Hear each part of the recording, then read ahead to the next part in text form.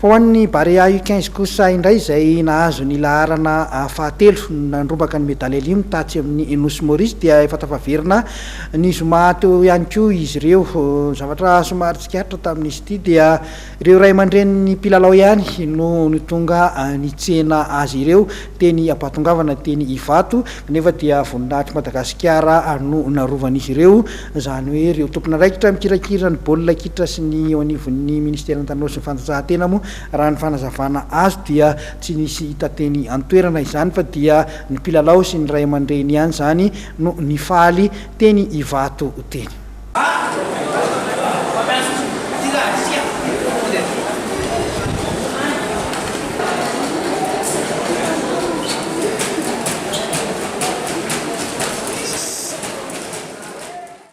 Ireo ray aman-dreny niteraka sy ny fianakaviana ihany no tonga nitsenan'ny Barea U15 izay avy niaro ny voninahim-pirenena Tatsy Maurice ka nibata amin'ny medaille olimo tamin'ny fifananana U2FOI ho an'ny sokajy latsaky ny 15 taona ny zoma tolakandro teo teny Ivato.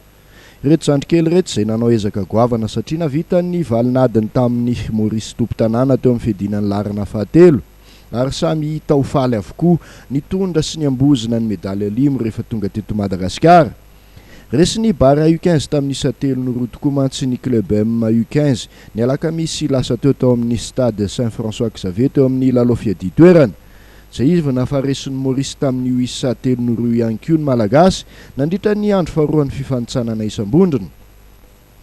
Anapiaiky ny mpanaraka ny fifananana baolina kitra ty amin'ny faritra ny ranomasimbe indianina moa ny faiza manao an'ireto zandrikely Malagasy ireto tany Maurice na dia hita ho kely vatana aza mihoatra ny mpifaninana aminy.